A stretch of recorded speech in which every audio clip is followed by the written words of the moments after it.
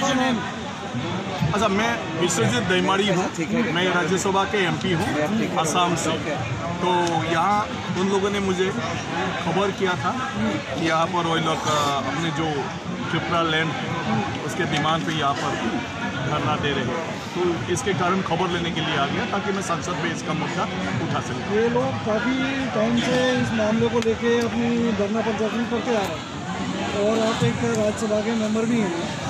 क्या आप राज्यसभा में इस बात को उठाते हैं या नहीं उठाते? ऑलरेडी उठाया है हाँ। और ये बहुत ही सीरियस मुद्दा है। त्रिपुरा के जो वहाँ के ओरिजिनल लोग हैं, एबोरिजिनल, जिसको आज त्रिपुरा सा बोला है, जैसे वहाँ के देवबर्मा, वहाँ के जमातिया, रियांग, कोलोई, जितना भी है वहाँ पर, ये सब वहाँ के ओरिजिनल लोग हैं। और जो एक उनका अलग देश था, ये त्रिपुरा भारत के साथ नहीं था। भारत स्वाधीनता होने के बाद भारत के साथ जुड़ गए। तो जुड़ने के बाद उन लोगों को भारत की तरफ से कमिटमेंट दिया गया था कि उनके कला, संस्कृति, भाषा के साथ उन लोगों को सारे डेवलपमेंट के दिशा में आगे बढ़ा के ले जाने के लिए केंद्रीय सरकार या तो भारत सरकार अच्छी तरह से ध्यान रखेंगे और काम करेंगे। लेकिन आज ये उल्टा हो रहा है कि वहाँ का जो ओरिजिनल, एबोरिजिनल, इंडिजिनियस लोग हैं, ये लोग आज धीरे धीरे वहाँ पर मतलब ऐसे हालत पे माने बसवास करना पड़ रहा है कि उनका कोई अधिकार नहीं हुआ।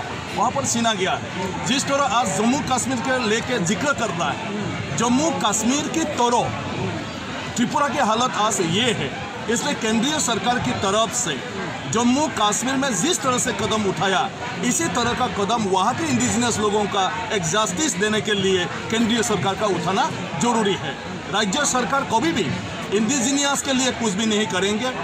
वहाँ पर 6 शेड्यूल प्रावधान दिया गया है, लेकिन नॉर्थ ईस्ट के बाकी राज्यों में जो 6 शेड्यूल का अधिकार दिया गया है, वहाँ के राज्य सरकार ने, त्रिपुरा के राज्य सरकार ने उस 6 शेड्यूल पे नहीं दिया है। तो इसी तरह का वहाँ पर इनजस्टिस हो रहा है। इसलिए वही लोग त्रिपुरा लैंड डिमांड करने की जरूरत पड़ा। अपने लैंड में वही लोग त्रिपुरा लैंड मांग रहा है, जो कि उनका ही राज्य था।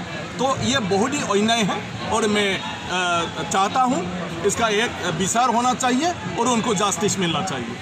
जो लोकसभा के मेंबर हैं, मेंबर ऑफ पार्लियामेंट हैं त्रिपुरा से, वो लोकसभा में आवाज़ उठाते नहीं उठाते? नहीं, जबरदस्त वो भी बोल रहा है, लेकिन हमारे देश में जो पॉलिटिकल सिस्टम है, पॉलिटिकल एजेंडा पे जब तक नहीं होता है तो उस पार्टी में नॉर्थ ईस्ट के जो भी सदस्य क्यों ना हो, उनका इस विषय पर कुछ माने बोलने का अधिकार नहीं होता है। आज नॉर्थ ईस्ट से किसी भी पार्टी, इधर कांग्रेस या बीजेपी, लास्ट टाइम कांग्रेस सरकार में भी किसी को कैबिनेट मिनिस्टर नहीं दिया। ऐसा नहीं है कि नॉर्थ ईस्ट के लोग योग्यता नहीं है, और आज भी जो मंत्रिसभा है उसमें नॉर्थ ईस्ट से कोई कैबिनेट नहीं है। अगर कैबिनेट मिनिस्टर नहीं है तो कैबिनेट में ऐसे विषय को कौन बताएगा? तो इसी कारण आज ये हालत हो रहा है। तो इसलिए वहाँ की लोगों के ऊपर ही निर्भर करना नहीं चाहिए। ये देश त्रिपुरा को लेके है, तो भारत के बाकी एमपी लोग, बाकी राज्यों के एमपी लोग, बाकी पार्टी के लोग भी त्रिपुरा के उन इंडिजिनियस लोगों के लिए बात करना है। ये नहीं है कि सिर्फ त्रिपुरा से करना है, क्योंकि त्रिपुरा भारत में ही है। अगर त्रिपुरा अलग देश होता तो भारत को बोलता, लेकिन त्रिपुरा ऑलरेडी भारत के साथ माने शामिल हो गया। अगर आपकी बात अभी भारत सरकार नहीं सुनती है तो अगला कदम क्या होगा? ना, डेफिनेटली वही संग्राम होते रहेगा कंटिन्यूअसली। नहीं, संग्राम आखिर कब तक चलेगा?